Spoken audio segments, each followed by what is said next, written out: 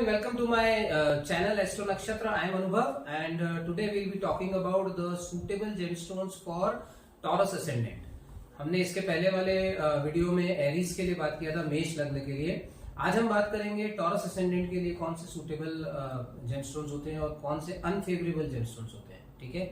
So first coming to the Taurus ascendant, ये start होता है 0 डिग्री रोहिणी नक्षत्र से और इट स्टार्ट्स विद कृतिका नक्षत्र और कृतिका नक्षत्र 10 डिग्री तक चलता है. 10 डिग्री से लगभग 23 डिग्री 20 मिनट तक इसमें रोहिणी नक्षत्र होता है और 23 डिग्री 20 मिनट से एंड ऑफ द साइन तक इसमें मृगशिरा नक्षत्र होता है. बेसिकली रोहिणी नक्षत्र का डोमिनेंस होने की वजह से Taurus people are very creative, very artistic and they always seek growth, they get good growth in life. और उन लोगों का काफी, क्योंकि शुक्र प्रधान लग्न होता है ये, तो इन लोगों का काफी आर्टिस्टिक चीजों के पीछे, क्रिएटिव चीजों के पीछे, म्यूजिक के पीछे इनका काफी इंटरेस्ट होता है. फिल्म लाइन में भी देखा गया है कि people born in Taurus are doing good in film line और are doing good in some creative और फैशन लाइन. थोड़े जिद्दी होते हैं, थोड़े से अड़ियल होते हैं, but Taurus is a very good ascendant in all. काफी डेयर डेविल होते हैं. सो एसेंडेंट के बारे में डिटेल में हम बात करेंगे आने वाले हमारे वीडियोस में. आज हम लोग बात करेंगे टॉरस एसेंडेंट के लिए फेवरेबल एंड अनफेवरेबल जेमस्टोन्स के लिए, right. So the first and foremost gemstone that is most suitable for the taurus ascendant is of the लग्न लॉर्ड, बिकॉज लग्न Lord gemstone is the most important gemstone. And taurus लग्न के लिए जो लग्न Lord बनते हैं वो शुक्र बनते हैं. वीनस इज देयर लग्न लॉर्ड. सो अगर ये लोग डायमंड धारण करते हैं या फॉर दैट मैटर डायमंड का कोई उपरत्न धारण करते हैं, ओपल धारण करते हैं या जर्किन धारण करते हैं, so it will give them very good results in terms of health, in terms of prosperity, in terms of overall growth. क्योंकि the second house lorded by Venus is the 6th house, but क्योंकि लग्न का ownership होता है इसलिए Venus को इस लग्न में 6th हाउस का दोष नहीं लगता. So that is about the first house Lord. और मैं हमेशा कहता हूं कि जो रत्न धारण करना चाहिए वो हमेशा धर्म त्रिकोण के धारण करना चाहिए. That is the second house, the 5th house and the 9th house. Okay, so this is the धर्म त्रिकोण. ये फायर ट्रायंगल होता है.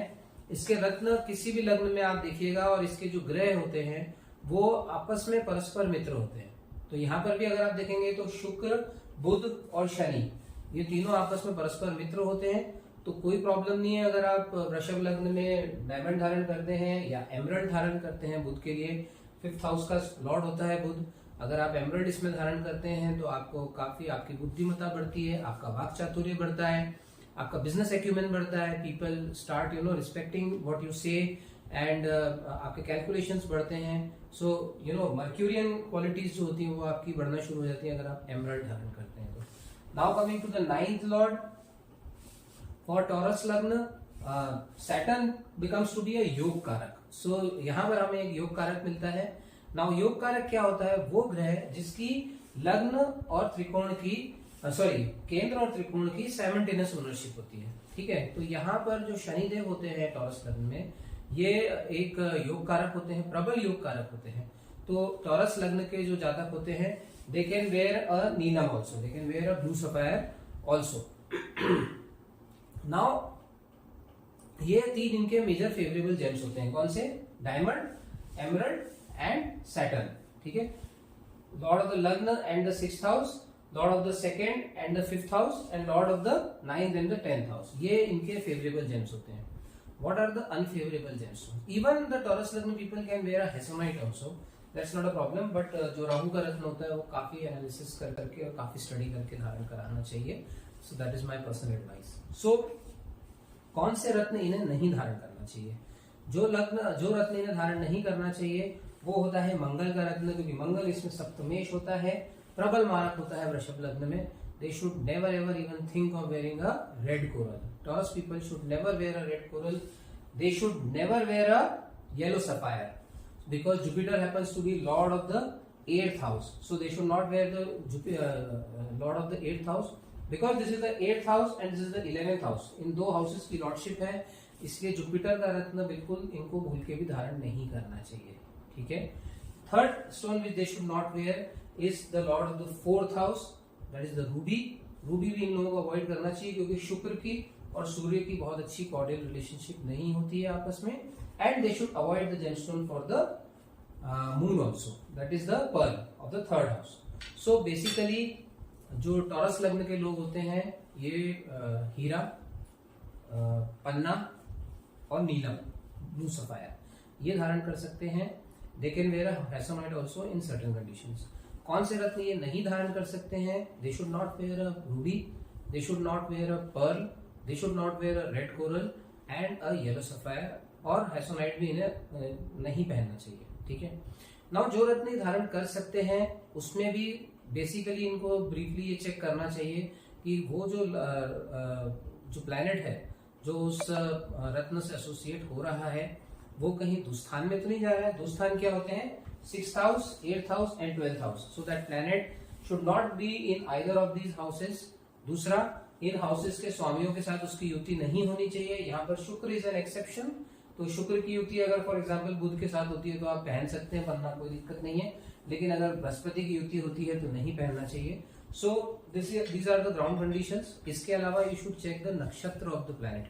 वो प्लैनेट किस नक्षत्र में है, उस नक्षत्र की क्वालिटी क्या है, वो नक्षत्र का स्वामी कहाँ है, basically where is the lord of the नक्षत्र.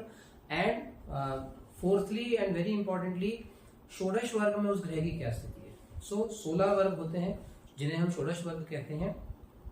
आप उसमें चेक करिए कि उस ग्रह की क्या स्थिति है, और उस ग्रह अगर आप षोडश वर्ग नहीं कर सकते चेक तो फिर द्रेकान चेक करिए, और द्रेकान के साथ साथ नवमांश चेक करिए. ये 2 पत्रिकाएं कुंडलियां आपको कम से कम चेक करनी चाहिए. Apart from this, you should also check the Charit charts. So, where the planet is placed in the Charit chart, okay? So you refer the Shripati Charit chart or the Narayan Bhav Charit chart or the Placidus pattern जो कि KP Charit chart होता है, आप उसमें check करिए Charit chart में वो planet का position जो है वो खिसक के कहीं गलत जगह पे तो नहीं जा रहा है. ठीक है.